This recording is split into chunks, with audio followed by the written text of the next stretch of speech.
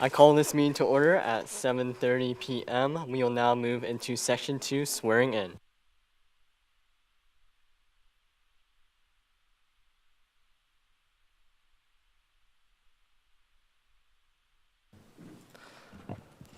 Will all the senators that have not been sworn in yet please stand? Please raise your right hand, and if you accept at the end, please respond with "I do." Do you hereby swear that you will faithfully serve the students of Wichita State University, act in accordance with the Constitution of the student body, fulfill all duties and responsibilities of the office in which you are about to enter, and to the best of your ability preserve, protect, and defend the Constitution of the student body of Wichita State University? Congratulations.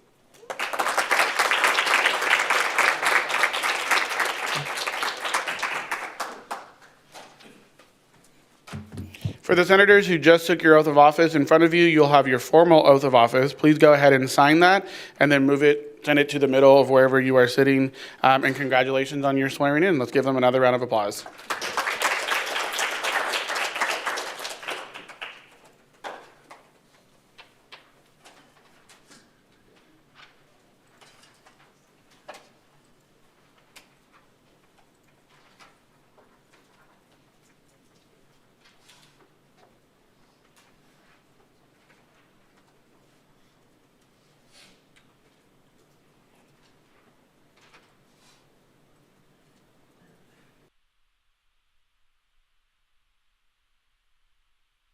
We will now move into Section 3, opening roll call.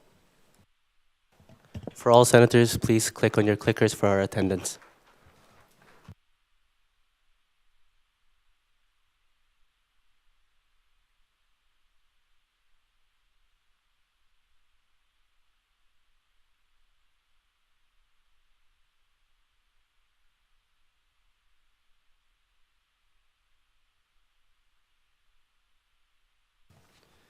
With that, I have 29 senators present. Thank you. We will now move into Section 4, elections announcement from the Chief Elections Commissioner.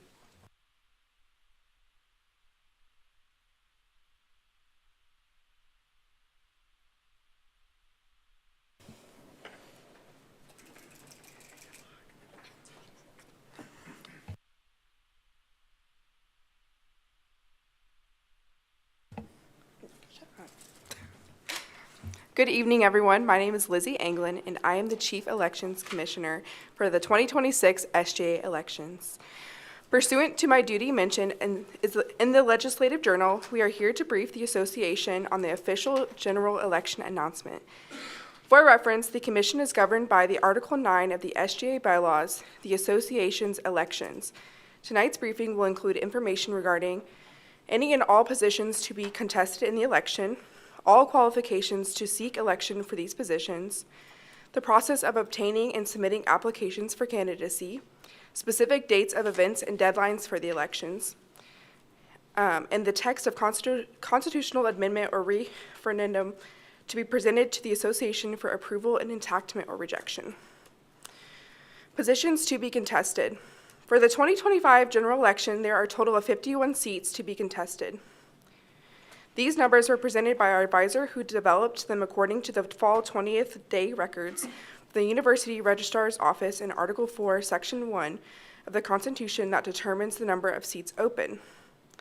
The contested seats are as follows: Student Body President and Vice President, College of Applied Studies, 6 seats, College of Business, 6 seats, College of Engineering, 6 seats, College of Liberal Arts and Sciences, 6 seats, College of Fine Arts, 2 seats, College of Health Professions, 4 seats, Honors College, 2 seats, Graduate School, 3 seats, Out of State, 2 seats, Undeserved, 5 seats, Military and Veterans, 1 seat, International, 4 seats, Adult Learners, 2 seats, and Freshmen, 2 seats. Qualifications of the elected positions. To be a candidate for senator, an association member must be a currently enrolled student as defined by the college or school in which the member is enrolled, and must have and maintain a 2.5 cumulative grade point average, or have and maintain good standing in graduate school as defined by the graduate school catalog, except in cases when the candidate is an incoming student and does not have a college grade point average. In such a case, it shall be necessary for the incoming student to be admitted in good standing as defined by the university. To be a candidate for student body president or student body vice president, an association member must have and maintain a 2.5 cumulative grade point average and be at least a junior by the beginning of the fall term following the election. Process for obtaining and submitting election forms. Tomorrow, the SGA Elections website will include all of the forms and documents needed to be officially declared for candidacy to secure a spot on the ballot. Every individual candidate must submit the declaration for candidacy via Shocker Sync by March 1st, 2026 at 11:59 p.m. The election timeline, events, and deadlines. The Commission will be hosting 3 intent to run sessions, which are optional but encouraged for those who are interested in running to attend. These are as follows. February 2nd, 5:30 p.m. in RSC 208. February 16th, 5:30 p.m. RSC 208. February 23rd, RSC 208. Additionally, there are 3 rules and regulations sessions which are mandatory for candidates to attend to learn more about what it is and what isn't allowed while running. These include March 9th at 5:30 p.m. RSC 208, March 10th, 5:30 p.m. RSC 208, and March 11th, RSC 208 at 5:30. For those who are interested in running as a president and vice president ticket, there will be 2 debates this year. One on Thursday, March 26th, and one on Thursday, April 2nd. Both will be here in RSC 233 at 5:30 p.m., as well as live streamed on SGA's YouTube page. The general election voting will open on Monday, April 6th at 8 a.m. and will run until Wednesday, April 8th at 5 p.m. via Simply Voting. Additionally, should the Senate decide to approve any amendments to the Constitution, the ballot will close on Friday, March 27th at 12 p.m. for proper testing and adjustments prior to the general election on April 6th. At any time, if you have any questions during the period of elections, you may contact me at sga.elections@wichita.edu or Lauren Madison, the Commission's election advisor. Thank you.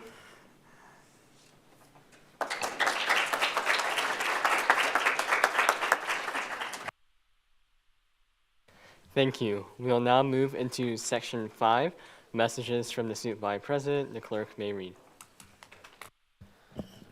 Upon recommendation by the Senate and by my authority, the following has been signed and filed as law.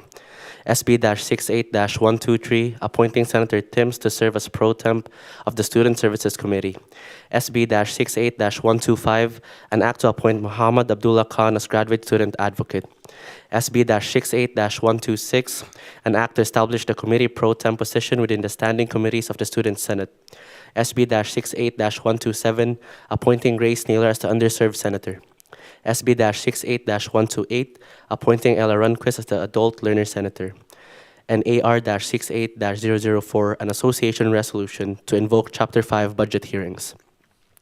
Executive orders filed. Pursuant to authority vested in me as president of the association by the Constitution and the laws of the Wichita State University Student Government Association, I hereby direct and order the following. EO-68-019, designating the duties of the Chief of Staff.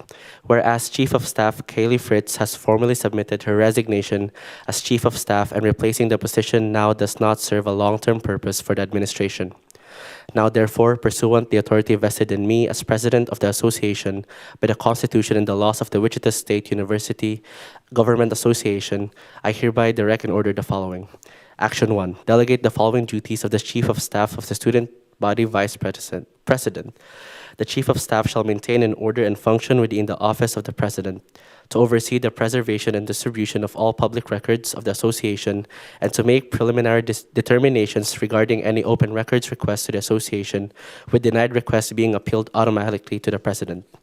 To monitor and to hold accountable the progress of ongoing initiatives and projects of all executive branch, to facilitate effective communication between the cabinet and individuals working on official association projects and initiatives, assess both on-campus and off-campus policies that affect decisions of the executive branch, and to assist the vice president, especially organizationally, in performing a comprehensive review of the legislative journal over the course of the summer.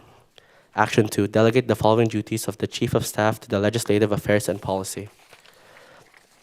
Draft, investigate, produce, and develop recommendations to university policies or KBOR policies, as well as complete necessary research over specifics of policies. Action 3, delegate the following duties of the Chief of Staff to the Central Office. To oversee and execute the coordination, codification, collection, and publication with distribution of the legislative journal. To record all official action by the executive and cabinet, and together with official office memos, submit the records to be added to the journal each year. To record minutes of each official cabinet meeting, and to upload these to the association's chosen student organization management system, which shall be uploaded no later than 30 days after each meeting. And to distribute any legislation passed by the Senate to any party mentioned specifically in legislation and to any other concerned parties. This order shall be filed within the association's office, added to the record, and it shall become effective upon filing and remain in force until rescinded by the president of the association or following other procedures. This order shall become executive law and special order to remain beyond the session. EO-68-020, requesting financial reports from the student fee entities.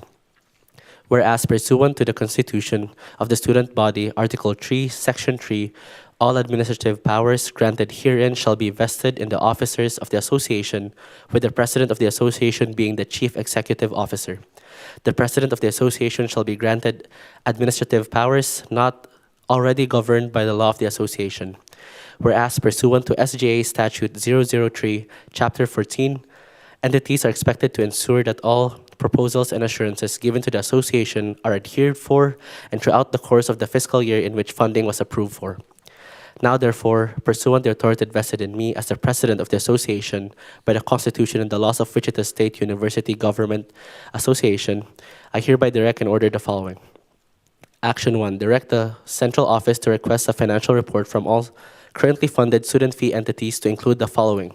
1, total expenditures to date by codes of the student fees process that includes salaries and benefits and includes formal titles, and if positions are filed vacant, and to include student assistants and graduate assistants, including the rate of pay.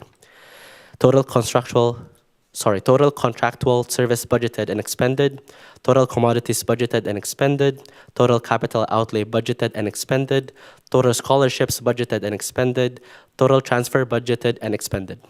2, total revenue, non-student fees to date with budgeted and collected, and the overall total expenditures of student fees budget from fiscal year 23, fiscal year 24, and fiscal year 25, not broken down as stated in 1 and 2. Action 2, the central office must file this report by Friday, January 30, 2026. This order shall be filed within the association's office, added to the record, and shall become effective upon filing and remain in force until rescinded by the president of the association or the following procedures. This order shall become executive law and special ordered to remain beyond the session. With this, these orders shall be filed within the association's office, added to the record, and it shall become effective upon filing and remain in force until rescinded by the president of the association or following other procedures. These orders shall become executive law and special ordered to remain beyond the session. That is the end of the messages. Thank you. We will now move into Section 6, messages from the Finance Commission. There are none. We will now move into Section 7, messages from the agencies. There are none. We will now move into Section 8, 3-minute floor speeches.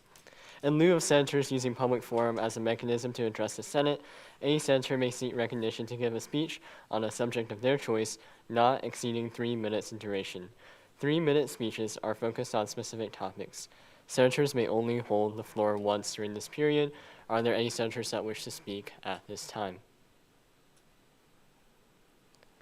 Seeing none, we'll now move into Section 9, Public Forum. Public Forum provides a chance for individuals to have the privilege of speaking before the Senate, limited to 3 minutes only. This is the time for the Senate to listen to what the community has to say, and to that, we offer our undivided respect and attention. I would like to remind everyone that, although we allow the speakers the privilege to use this platform, the opinions of the speakers do not reflect the opinions of the association. Are there any individuals that wish to speak in public forum at this time? Seeing none, we'll now move into Section 10, Introductions and Reports, and we'll go to 10.1, Report from the Executive Branch.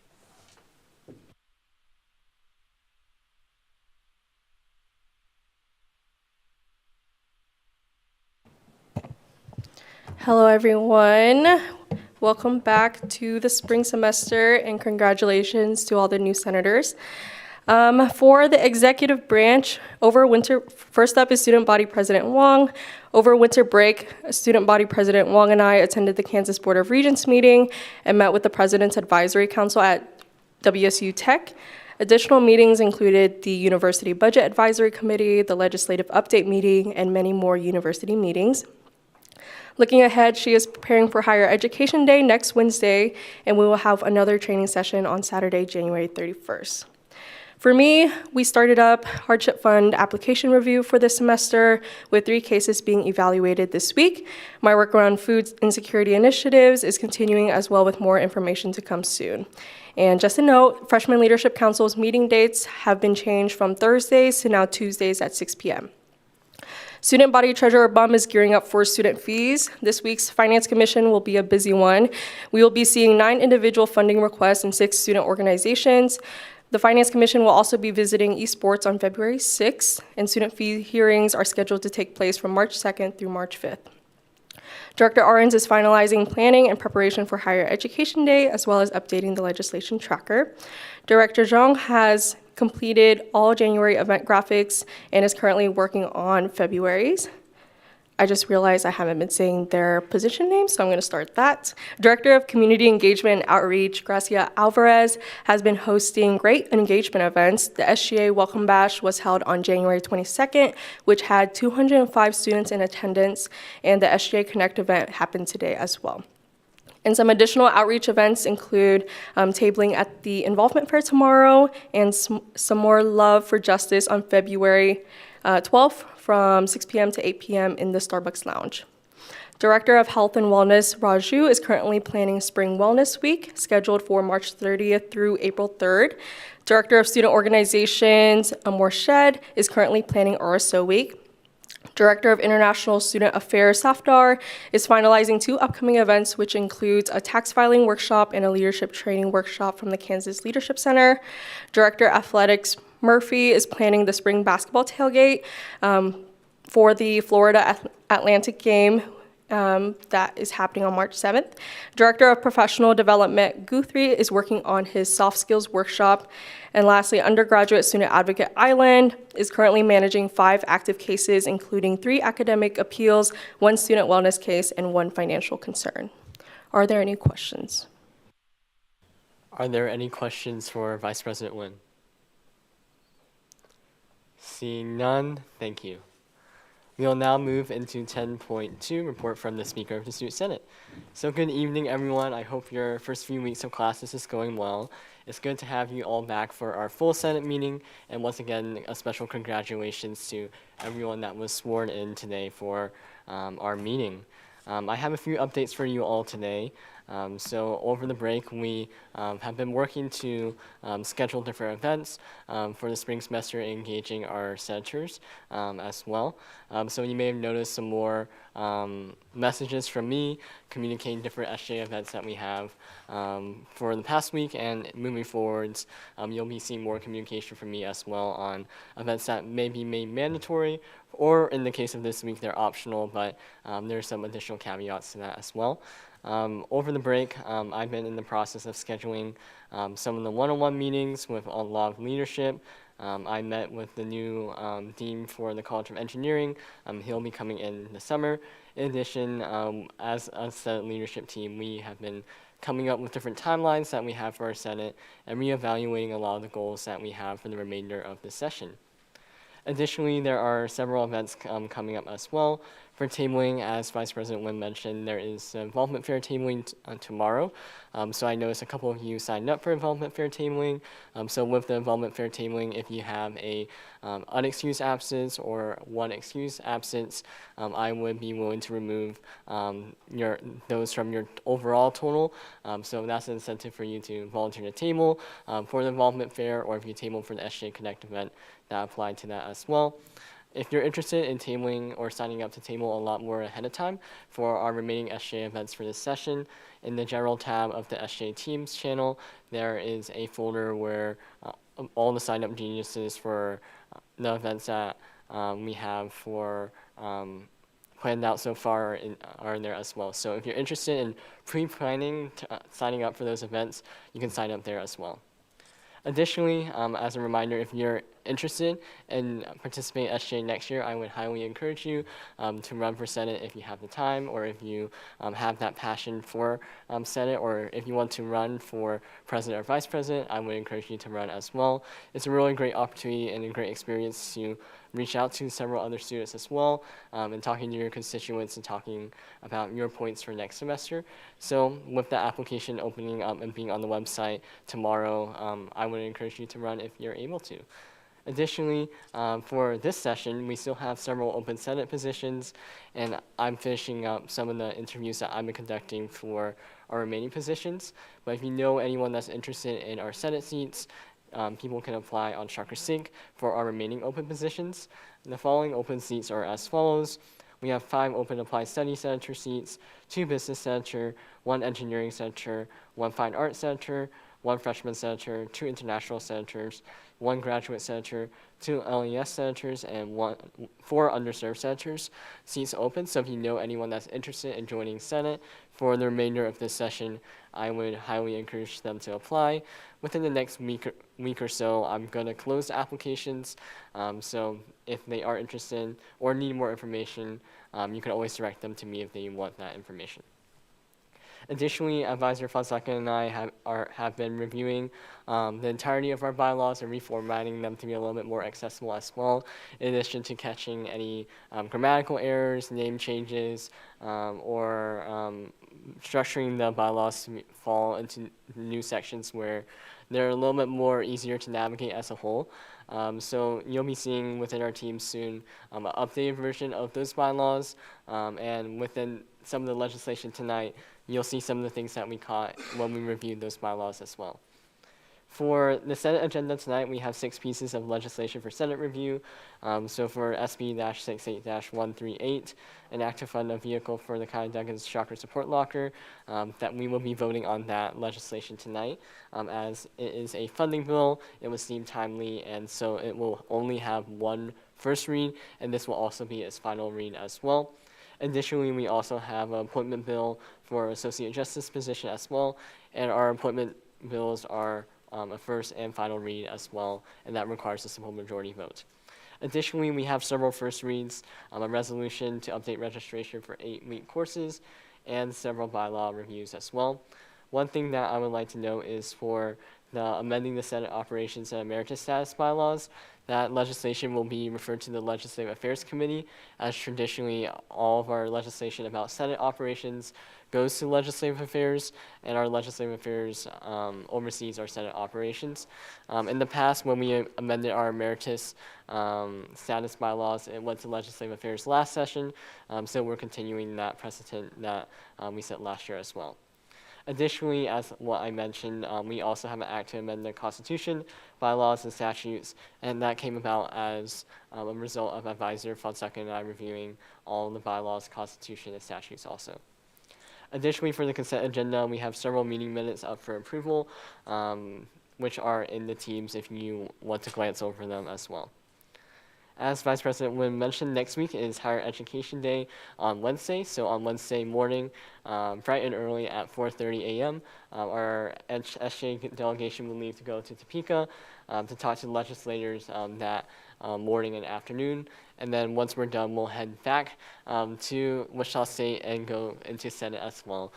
So I want to thank all of those senators that have graciously offered and accepted to come with us when we go up there as well.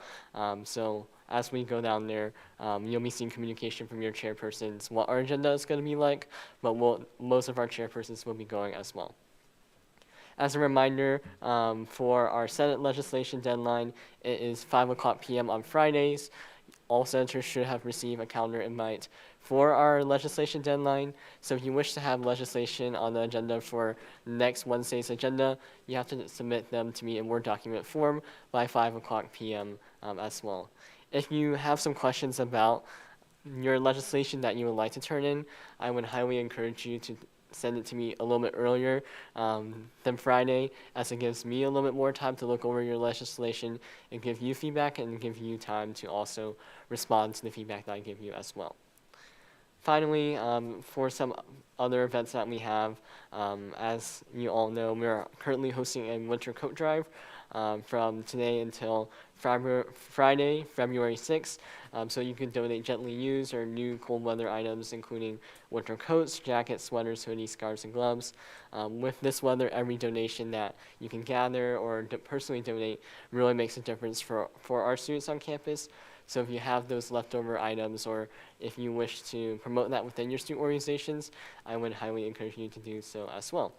But as always, if you have any questions, thoughts, or concerns, feel free to reach out to me at sga.speaker@wichita.edu, or you can reach out to me via GroupMe or text as well. But thank you all, and I will stand for any questions if you have any. Are there any questions? Okay, seeing none, we'll now move into 10.3, report from the Senate chairpersons, and we will go to Academic Affairs Chairperson Kazir Safar.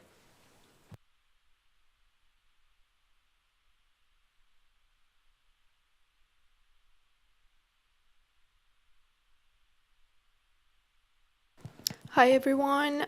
For those of you who don't know me, my name is Nazanin and I'm the Academic Affairs Chair. I want to give a quick update on what our committee has been working on.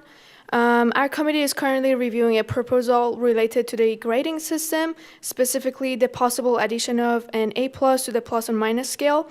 Our role is to gather student feedback and bring student concerns forward before any decisions are made. So far, we have received 98 survey responses, and students have raised a lot of important questions. Some of the most common ones include, would an A+ actually raise my GPA, or would it still be at 4.0? Would this change apply to past grades or any future semesters? Would professors be required to use the A+, or would it be optional? Could this make earning an A harder or affect scholarship and program requirements? There are additional questions beyond these, and we plan to bring a full list of student concerns directly to this registrar office for clarification. We are continuing to collect feedback by sharing the survey through SGA social media, department and major group chats, RSO, Greek Life, and by doing in-person tabling around campus using QR code.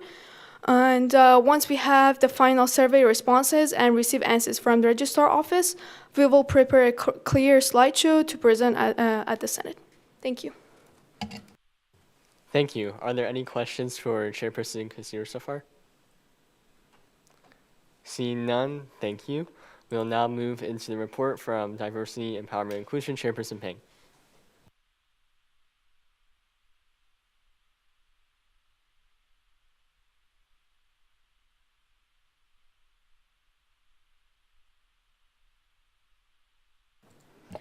Hi everyone, I hope you all had a good winter break and have been staying warm during these cold, icy times. Just a couple updates from me. In committee, we had talked about our main priority, which is the international transfer student mentorship program bill, which should be coming to Senate here pretty soon, so keep an eye out for that, as well as the international holiday resolution from Senator Haynes. As for myself, with Higher Ed Day approaching, I have been preparing myself by watching very long videos and reading articles from Speaker Fawn, so I'm very much looking forward to filling my weekend of that.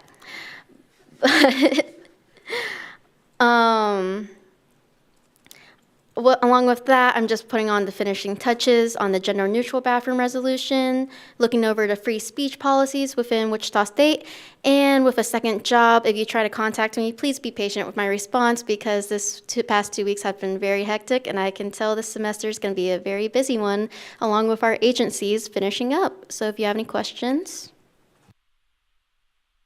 Are there any questions for Chairperson Pang? Seeing none, thank you. We will now go to the report from Government Oversight Chairperson Tawana.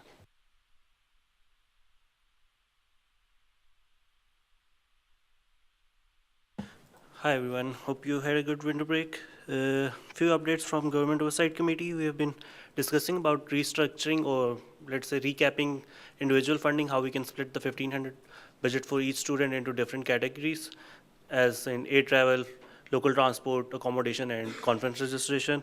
Other than that, we have been discussing about reinstating Student Organization Council and how we can improve the existing setup since it hasn't been in effect this academic year. So how we can improve that and make it easier for RSOs. Other than that, we discussed over Senator Lee's resolution for having election day as a local holiday. So you will be probably seeing that in upcoming Senate sessions. And we have been discussing other initiatives for what our strategic plan is for the rest of the semester before the session finishes up. If you have any questions. Are there any questions for Chairperson Tawana? Seeing none, thank you. We will now hear the report from Student Services Chairperson Hansen.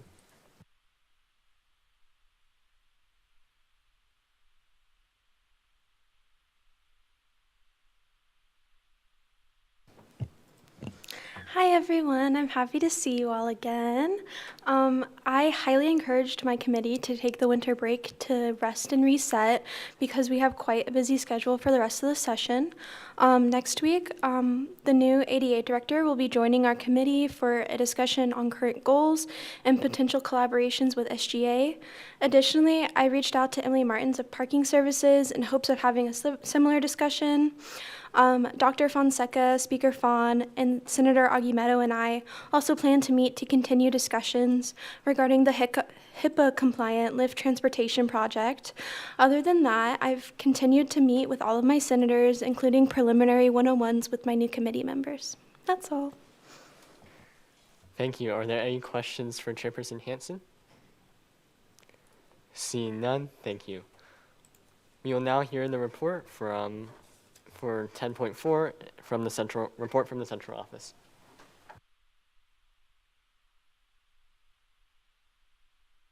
Good evening, everyone.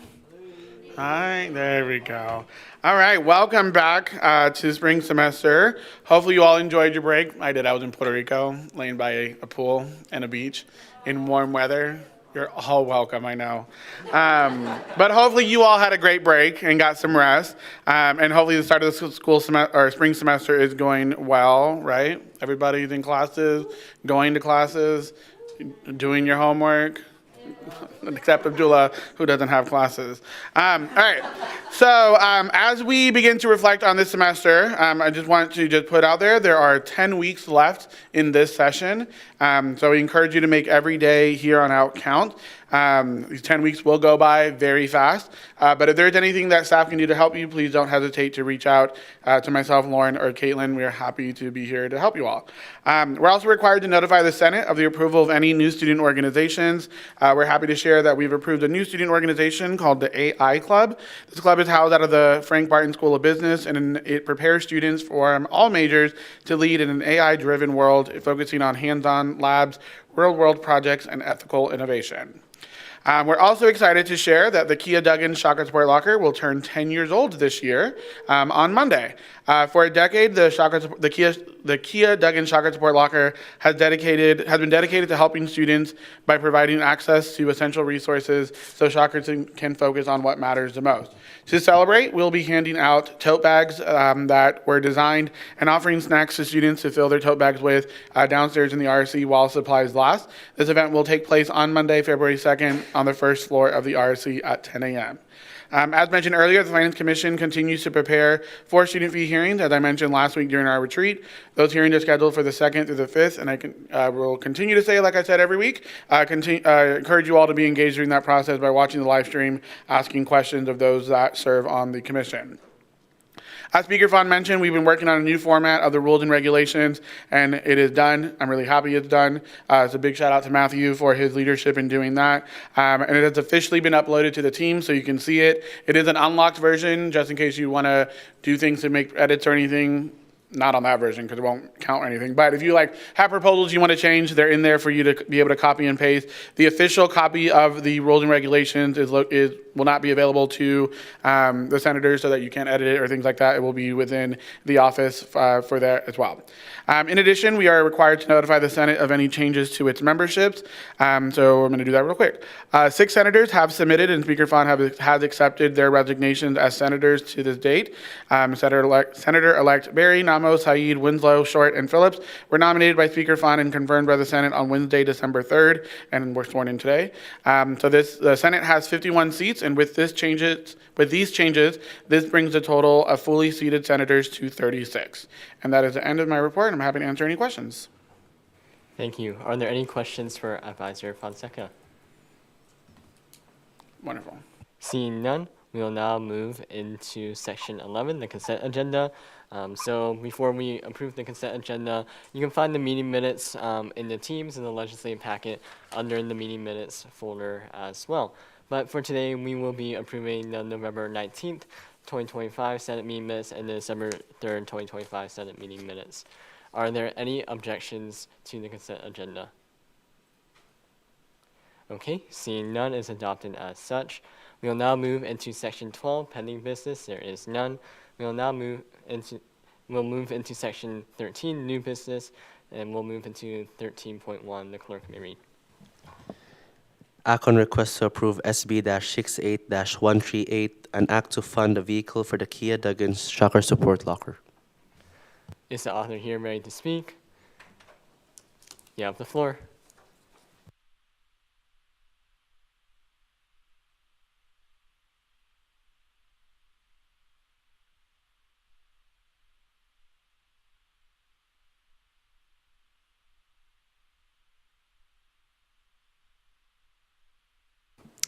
Good evening, Senators. I stand before you tonight to present a funding bill regarding the purchase of a new vehicle for the Kia Duggins Shocker Support Locker. The support locker has greatly benefited students who struggle with food security and has grown substantially over the past few years. Recently, we have had the honor of receiving a generous donation of $28,500 from a Wichita State alumnus. These funds, along with the $28,000 requested tonight, will allow the Kia Duggins Shocker Support Locker to purchase a new transit vehicle for logistical needs.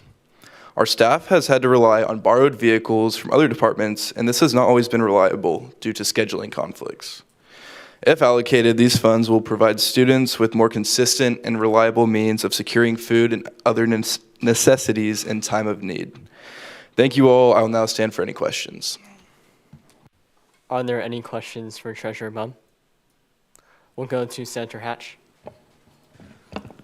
Hello, yeah, I just had a little bit of a concern. It's a rather large sum of money for a singular vehicle. I understand that we funded another vehicle last year at a greater sum, I believe, but that one, the justification behind the large cost was towing large amounts, like very heavy loads for hours at a time, and I just wanted some clarification as to why this one needed to be such an expensive version of a vehicle for the support locker. I'm not saying at all that it doesn't need to be. I just wanted some clarification there.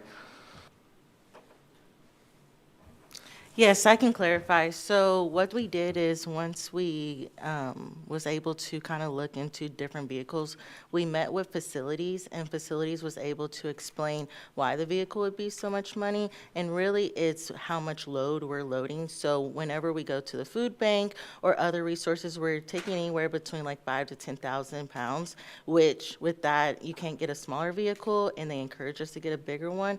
Additionally, you have things that you need for so the food, if it slides, it won't hit people in the front who's driving, so it's just a little bit more maintenance that needs to be in the vehicle. If I can also add, I think the other part is the way it's transported from the food bank and other, in like Dillon's and things like that, are on pallets. And so we need something large enough to be able to hold the pallets. Or the other option that we've been doing for years, which I didn't like, and clearly didn't lose weight from it, was we had to like unpack the pallet and lift and do multiple trips. You think I would have bigger arms from that, but I didn't. But I think that's the other part, is just the way that we also get the product. It comes in the pallets that we have to be able to transport from the food bank, from Kroger, or Dillon's, or other places that we receive those donations from as well. Are there any additional questions? Senator Mallard? Can I ask what kind of vehicle we're getting? It's a Ford 250, T250. So it's a transit van. It's brand new. Are there any additional questions? Senator Parker? Yeah, I was just wondering, how will costs associated with this vehicle, like auto insurance and fuel, be funded? That's a great question. Because it is a state, there you go, sorry. Because it's a state vehicle, the state actually takes care of it for us through the university's insurance. So there's not, the only cost ongoing for us will just be the cost of gas, and then any maintenance that we get at a really discounted price, because it is connected to the state fleet system. So we won't actually be paying for insurance or things like that. It will come through the university since it's a part of the system. Are there any additional questions? Senator Hatch? Has the actual vehicle been picked out, and like this is the price that it's going to be 100%, or is there going to be like a reimbursement process if it is cheaper? If it's cheaper, it will be, but the one has been picked out already for us to correct, Caitlin? Yeah. But if it comes down cheaper, then we just won't expend our portion of the dollars. The donor has already given his portion of it, and so we'll be utilizing theirs, and then we'll just add up to whatever it gets before the final cost of it comes out. Are there any further questions from senators? Senator Winslow? Hi, yes. So I guess my question would be, is it going to be branded in any way saying WSU or Ki Duggan Support Locker on it? And if so, does that included in the price listed here? As of right now, it will just be Wichita State University branded. Are there any further questions? We'll go to Senator Austin. Do we have an estimation on the life expectancy of the vehicle? Since it would be brand new, do we have it? Oh, yeah. Okay. Since it would be brand new, so it would be more of I say, multiple years utilization than if we would have bought a used vehicle. Are there any more questions? Okay, seeing none, thank you.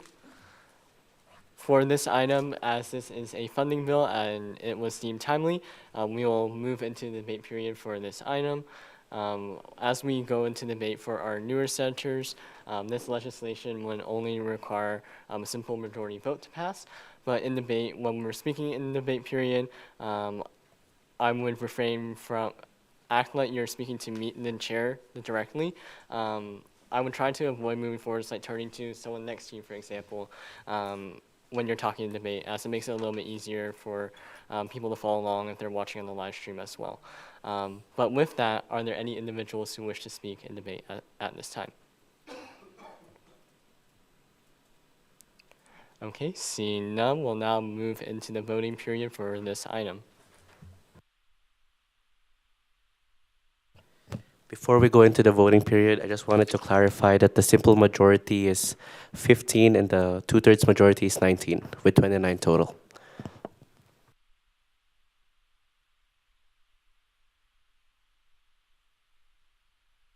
The voting period is now open.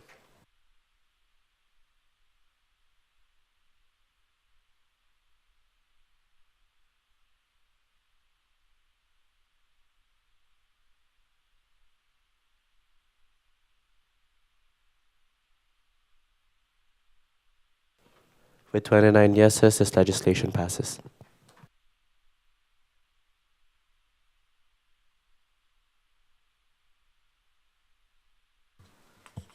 We will now move into 13.4, 13.3, no, 13.2, and the clerk may read. Act on request to approve SB-68-141, appointing Vincent Dong as Associate Justice. Is the author here ready to speak? You have the floor.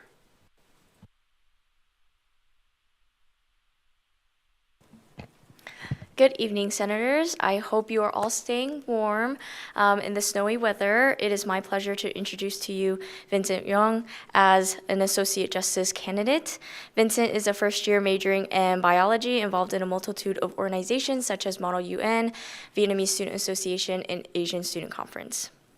Throughout the interview with Amy and I, Vincent showed exemplary professionalism and characteristics necessary of an Associate Justice, such as intentionality, integrity, and passion. I will now hand off the floor to him for him to speak a little bit more about himself.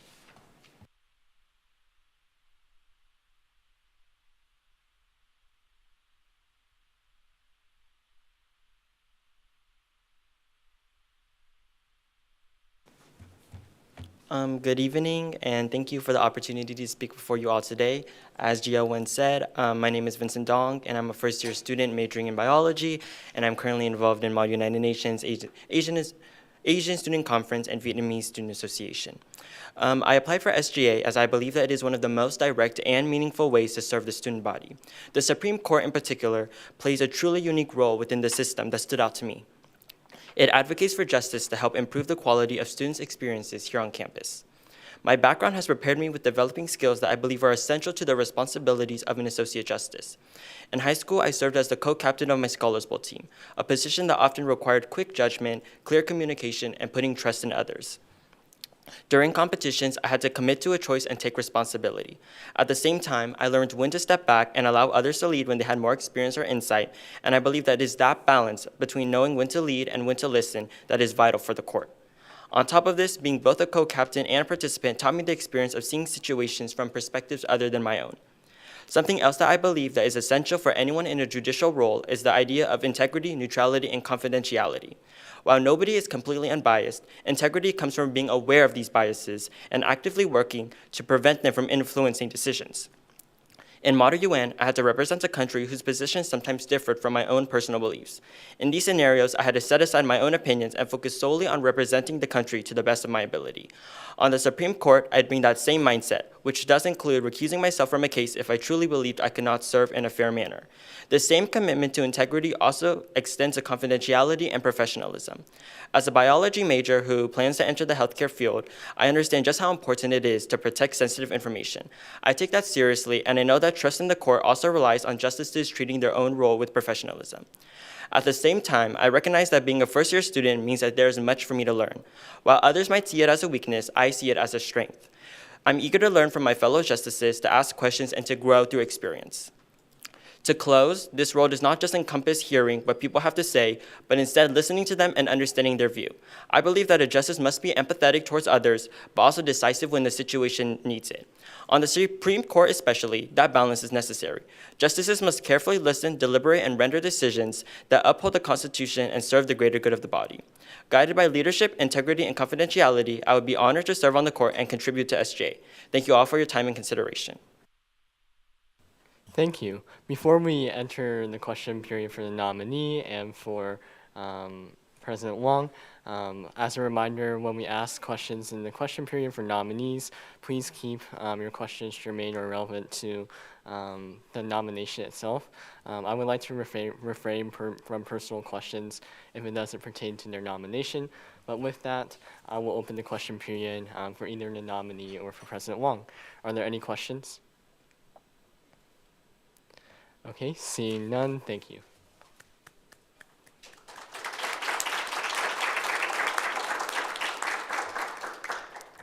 We will now move into the debate period for this item. As a reminder for this legislation, since it is appointment bill, this is its first and final read, and Associate Justice appointment bills requires a simple majority vote as well. With that, is there anyone that wishes to speak in debate on this item? Senator Hatch.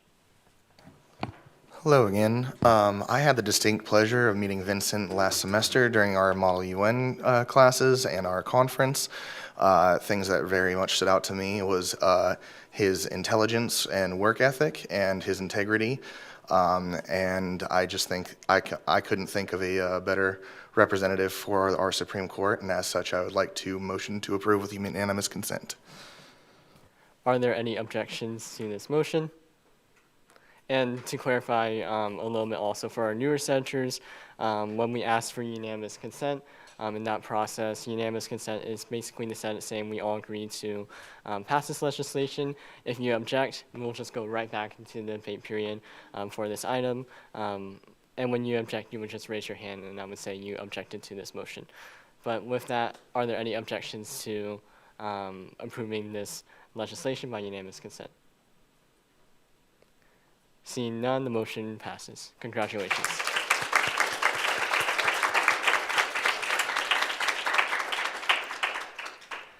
We will now move into 13.3. The clerk may read. Act on request to approve SB-68-142, an act to amend the Legislative Council bylaws. Can you read, I think there are two 13.3. Can you read the first 13.3? An act to request to approve AR-68-007, an act to update registration for 8-week courses. Is the author here ready to speak? You have the floor.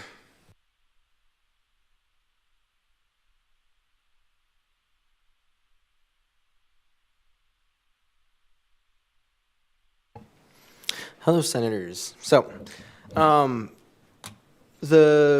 the reason for this piece of legislation is when the school semester started, I spoke with several classmates who didn't know that they had signed up for 8-week classes due to the fact that it doesn't fully state that on the registration page.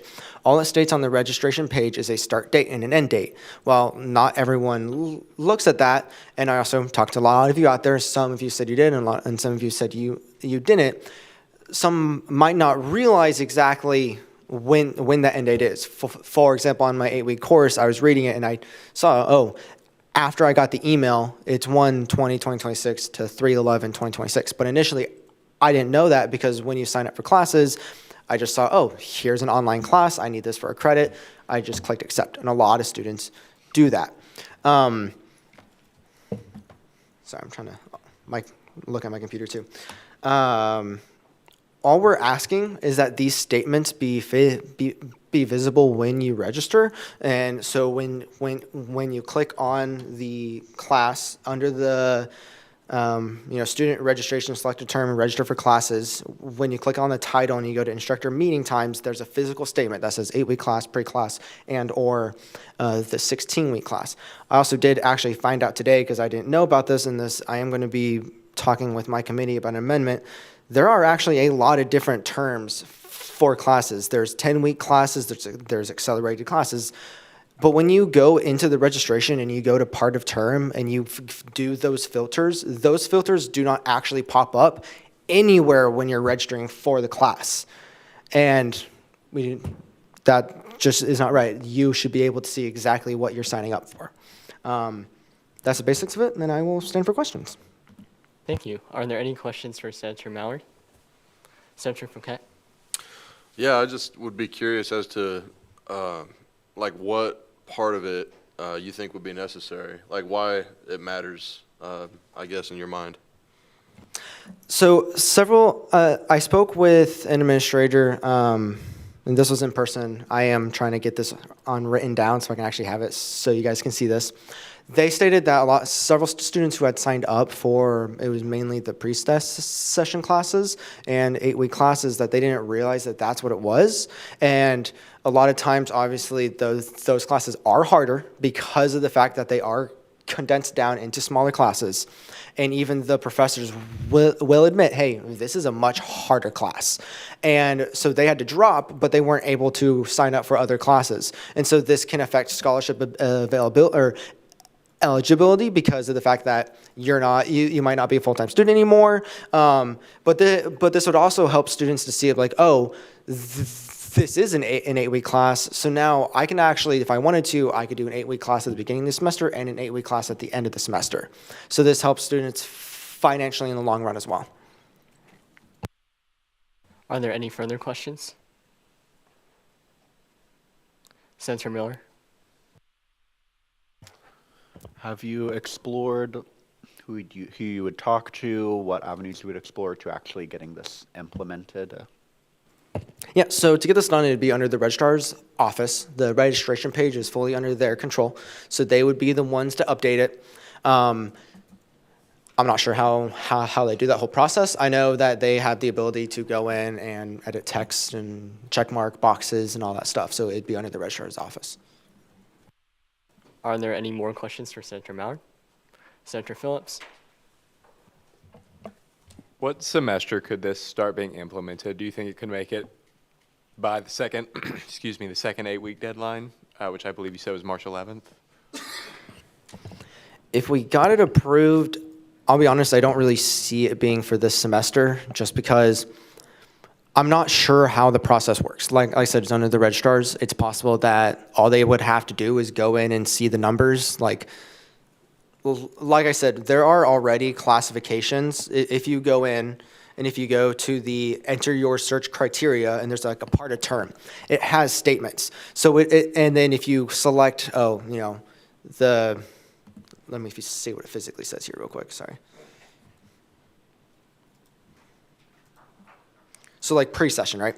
If you selected pre-session weekend A, 1/8/2026 to 1/11/2026, if that's how they decide to do it, then I wouldn't see there being a problem with it being pretty much immediately, because they already have the preset codes for those classes, but it just doesn't show up when you actually click on the class link. Are there any further questions? Senator Naylor? Kind of on the same note, do you see this like being implemented in time for students to register for next semester when they meet with their advisors? I don't see why it wouldn't be implemented immediately. Like I said, if they do that where it's already has those terms, I don't see why it'd be hard. But I also don't want to speak fully on behalf of the registrar's office, because I know that they do a lot of really good work and they do a lot of helping with us and working with us, so I don't want to fully speak on their behalf. Are there any further questions? Senator Fouquet? Yeah, I guess just as a follow-up, so you said the start and end dates are already on there, you just have to look for it? Okay, all right, thank you. Are there any additional questions? Yeah, Senator Mallory, you may speak. Yeah, just to answer that real quick as well, when you go to the, do the search and you look under meeting times, if you, as many of you know, you can click on the class. So the first one that's on here is Nursing Leadership Management. You can physically, click on the name and it pulls up the other links. Well, if you don't do that and you just look at meeting times, all you have is the day, the times, but then you have to scroll the tab bar pretty far, almost the entire page, just to see the start and end date. But then you have to click on the physical name, and then you go to instructor and meeting times, and then that is under. And like I said, I've talked to 2 students, I've talked to a few people here. A lot of people don't fully click those links because all the information is shown. A lot of times some students might not realize that the start and date times are on there, since you have to scroll a tab all the way over. Are there any additional questions? Okay, seeing none, thank you. This legislation will be referred to the Academic Affairs Committee. Before we go into 13.4, I will hand over the chair to Vice President Nguyen. We will now move into 13.4. The clerk may read. Act on request to approve SB-68-142, an act to amend the Legislative Council bylaws. Is the author here and wish to speak?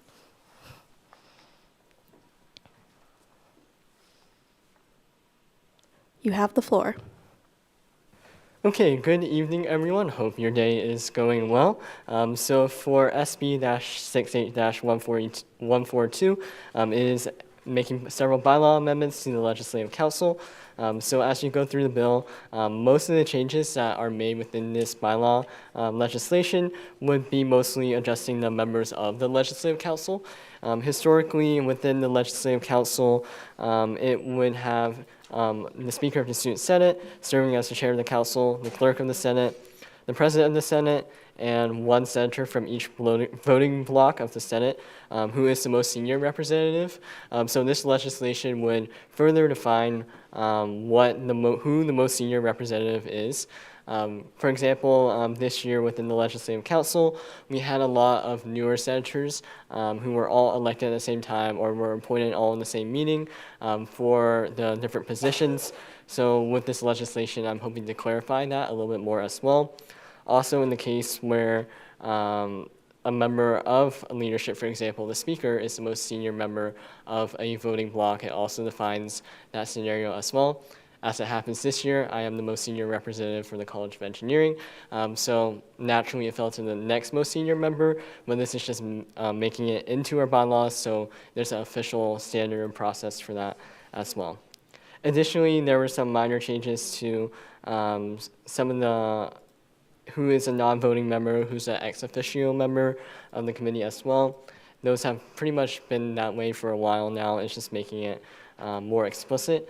Additionally, this legislation would add each standing Senate committee chairperson onto the Legislative Council as well. In the past, sometimes our Senate chairpersons have been appointed later on, but this year our Senate chairpersons were appointed at the first Legislative Council meeting, and then after that they had to attend the rest of the meetings anyway to give their chairperson reports, and it often turns out that the standing Senate committee chairperson is the most senior member as well, so it's just adjusting that to include them within the makeup as well. But that pretty much covers a lot of the bylaw changes that I have within this legislation. If you want to be a co-sponsor to this legislation, I'm more than happy to have more co-sponsors if you want more experience in amending bylaws or going through that process as well. So after Senate, if you want to join on as a co-sponsor, just come up and talk to me, and I'm more than happy to add you too. But I'll stand for any questions anyone may have. Are there any questions? And if you're in the second and third row, if you could raise up your plaque, that would be very helpful. Senator Mallard. So for Section 5 line or Section 3A 5D, the duration period can include both consecutive terms and non-consecutive terms if the duration served is in the same voting block. Is that stating like if you left and then you came back to the same position, no matter what, like if you had 2 years, you left for a year, came back for a year, you would still have those 2 years, and so you'd still add that to that period? Yeah, so that is one example of a scenario that can be used. Or for example, if let's say someone served as a LES senator 1 year, they took a cabinet position for like 2 years and then came back again, that would be a scenario where that would be in effect. For that specific language, I'm open to amending it depending on what different senators' thoughts are on that, but I heard from a couple of previous legislative councils where some people felt like it should apply that way, but I'm open to suggestions if anyone has any after Senate as well. Are there any other questions? All right. Seeing none, this legislation is referred to the Government Oversight Committee. We will now move into 13.5. The clerk may read. I can request to approve SB-68-143, amending the Senate Operations and Emeritus Status by bylaws. You have the floor. Okay, so this legislation would amend our emeritus status bylaws. So we amended it a couple times within the past few sessions. So last year, we increased the number of individuals that can be granted emeritus status from 3 members to 5 members. I included a couple of examples in the whereas sections on the different appointees, different members that receive emeritus status, and it fluctuated year to year. When we discussed the amendments last year, there were some conversations on whether it was even worth having that limit since it fluctuates quite a bit, and it's a pretty arbitrary limit as well. In the 64th session, 3 individuals were granted emeritus status. In the 65th session, 0 individuals were granted emeritus status. In the 66th session, 1 individual was granted emeritus status, and in the 67th session, 5 individuals were granted emeritus status.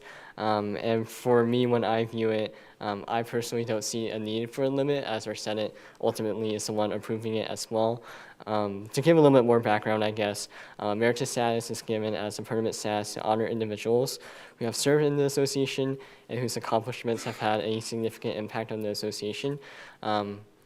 In addition, any individuals with emeritus status shall retain speaking rights and may under no circumstances retain procedural or voting rights. So with our emeritus status amendments within the legislation, I also made a new section within our bylaws with a new bylaw restructure as well, and had a little bit more specific items regarding emeritus status, including defining what the chair will do if an individual with emeritus status attends a Senate session. Ideally, when someone with emeritus status comes, the chair is supposed to recognize that individual already when they come into the meeting. So for example, this session, emeritus chairperson, government oversight emeritus chairperson Andrew Bobbitt came, so he was recognized. Student Body President Emeritus Kylie Howard came to the meeting and was also recognized, and Student Services Chairperson Emeritus Adriana Owens also came to the meeting and was recognized. So there is recognition of the different individuals with emeritus status. It would also, this legislation would also require the central office to keep a record of all the individuals who have been granted emeritus status and update it on the website as well. So that way we have that official record for those that have been granted emeritus status. Additionally to the emeritus status amendments, this legislation would also amend Senate operations as well. So a lot of the Senate operations changes are things that we already do that are not just done officially written into the bylaws. For example, for after a first read, the Speaker of the Student Senate shall sign the legislation to a committee in the case that the legislation was offered by members of the Standing Senate Committee. I added language where I would, as the Speaker of the Senate, can choose to skip the Standing Senate Committee read, especially if this committee wrote that legislation, and that's been done for the past few sessions as well at the Speaker's discretion, so that's just making it official as well. In addition, it would define a standard for if someone objects to the meeting minutes on the consent agenda, what steps we need to take to make corrections to the meeting minutes, in addition to stating what the errors are. When we approve our meeting minutes, we can't deny that a meeting happened. We have to have those records, but we want to make sure it's accurate as well. So having a more defined process for what to do if someone did object to the meeting minutes also. Additionally, it changed the name from unfinished business to pending business. I think in my entire time here in the Senate, we use pending business instead of unfinished business, so it switches to that language as well. And then additionally, for the consent agenda, it gives the Speaker and the Senate discretion to place items on the consent agenda, not requiring a first read as well. And for as long as I can remember, we've been doing that as well. Of course, we can always deem the legislation timely as the Speaker, but that's just making something in our bylaws that we've been doing for the past few years as well. I know that's a lot of bylaw changes for this legislation, but again, if you want to join on as a co-sponsor, I'm more than happy to have you join on. But I am more than happy to answer any questions you may have. Are there any questions? Senator Mallard. Yeah. So in Chapter 9, Line B, it states that emeritus status, they only have speaking rights and no and procedural and voting rights. What do we see in the case that someone graduates and then they get emeritus status and they decide to come back and they get like a graduate degree, they become a graduate senator? Do we need to include a line item that would say like emeritus status is void until they graduate? They get it back, because technically with this it would almost be that they're a senator but they don't get rights, or how would that work? Yeah, that's an excellent question. So how I would view it is if they did per se become a senator again, or they got a cabinet position, they would start to have regular speaking rights again and all the rights afforded to their position. So for example, like if a senator graduated, came back in graduate school and became the graduate advocate, they have the rights afforded for the graduate advocate as well, and they would, I would assume, be treated as such. I don't know if the central office wants to add any more context to that as well. Yeah, the Constitution is what established the powers of these roles, and it would supersede the bylaws. And so if, we'll use you for example, if you are presented emeritus status and the next year you become a graduate student, your graduate role supersedes your emeritus role, it wouldn't eliminate your emeritus position because it was presented to you formally in that capacity. You join cabinet, court, whatever it might be, your privileges of this position are still there because your active role still supersedes whatever thing might be there. Again, just because the Constitution does supersede the bylaws and the language written in there of what the authorities and powers of these roles are. Are there any other questions? Seeing none, this legislation is referred to the Legislative Affairs Committee. We will now move into 13.6. The clerk may read. An act to request to approve SB-68-114, an act to amend the Constitution, bylaws, and statutes to clarify language and eliminate duplicity. You have the floor. Thank you. So this legislation does exactly what it sounds. It amends the Constitution, bylaws, and statutes to clarify some language and eliminate duplicity as well. I did receive a couple questions, and I had a couple questions on how the process would be to amend Constitution amendments, statute amendments, and bylaw amendments all in one document.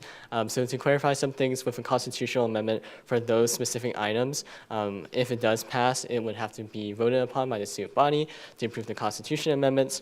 For the statute changes, it would, of course, have to go to President Wong, and from there, President Muma has to sign off on that signature for statute changes for those language as well. In the past, we've done the statute changes last session where we had the exact same process, and typically the president of the university signs off on a statute change as long as the Office of Student Affairs is okay with it, where the Vice President of Student Affairs looks over it, but typically they have approved it as well. But to dive a little bit deeper into some of these changes, starting first with the bylaws, for this legislation would amend the bylaws for Government Oversight Committee, where the Government Oversight Committee would serve as the scholarship committee of the association. We already have a separate scholarship committee to review our scholarships, so that is no longer a responsibility that is needed to assign to Government Oversight Committee as well, so it eliminates that language also. For holding events, that is the purview of the executive branch, and especially in increasing student education involvement in the association. I think Shockers Vote Coalition takes up a lot of that education about state issues in voting in local elections and being aware of those elections. So Government Oversight Committee still has oversight over Shockers Vote, but they're not directly holding events as much as either. For agency operations, the language that was stricken out there was removed because that is no longer our official definition of agencies and how we treat agencies within our agency board of directors, so that's why that was stricken out. For the hazing policy changes, the language that was struck out and new language was added in is as a result of the federal definition of the hazing definition changing, so we are changing it to be in compliance with the change in the hazing definition. Our student organizations other student organizations on campus had to change it within their bylaws as well, so this is us making the change to fit the definition that is accepted by the university. For the university offered trainings policy, that was stricken out because it would require 8 hours of diversity training by members of the student senate. Those diversity trainings no longer exist, and in my time in Senate for the past few sessions, it has not been a requirement anyways to take those 8 hours of diversity trainings, and plus in the bylaws it would have been required to be done in the fall. It's obviously the start of the spring semester, so we are removing it to be in compliance. One, since we don't even have those trainings for quite a while now, and then two, to make sure we're in compliance with our bylaws as well. For amending the Finance Commission, it is simply just adjusting the names for the members that make up the Student Fees Commission. So the names for some of the different officials on there shifted. For example, for what was previously the Executive Director of Financial Aid Scholarships, or the designee.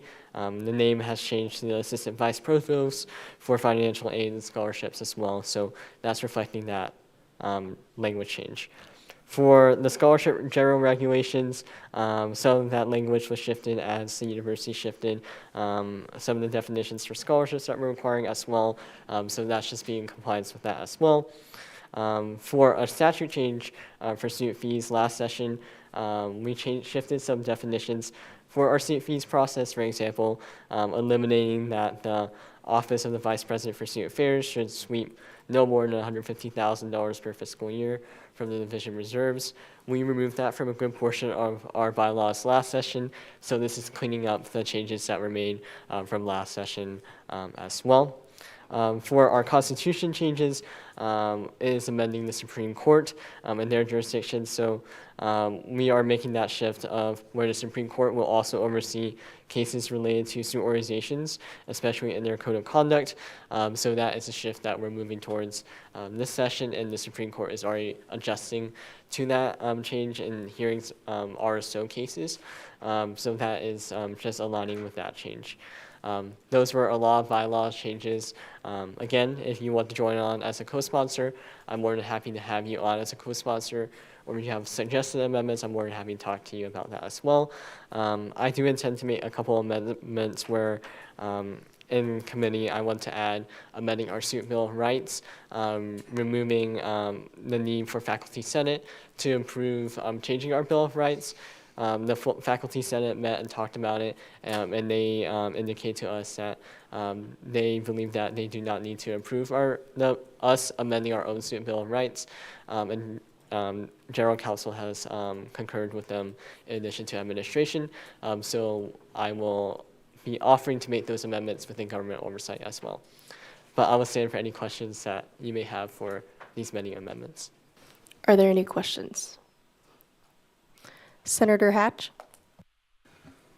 Yeah, I just noticed in Section 7, Act 7, Section 3, just line 149 through 151, part of it is crossed out and part of it is kept. Is there still supposed to be like a point 2 under C there? Or is that supposed to be like moved up under 1? It just kind of doesn't read fully as like a completed thought. Yeah, so I think the first part of that sentence, like need-based grants, including awards with students with special expenses, is supposed to be there. I think when I crossed out the latter half, it formatted where it crossed out the 2, so that's why there was that strikeout, but the first part is supposed to still be there. Are there any other questions? Seeing none, this piece of legislation is referred to the Government Oversight Committee. I will now hand over the chair back to Speaker Fawn. Thank you. With that, we'll now move into Section 14, closing roll call. Before we go into click our clickers, as a reminder, please do not take your clickers home with you. Leave them on the table where you're sitting at, and the clerk and I will go around and collecting them as well. But with that, I will open up the closing roll call.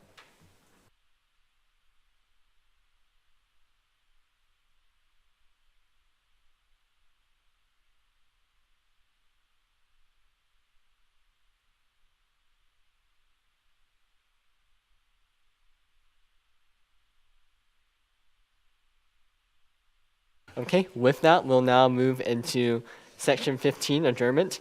The Student Government Association Student Senate will stand in adjournment until Wednesday, February 4th at 7:30 p.m. This meeting is adjourned.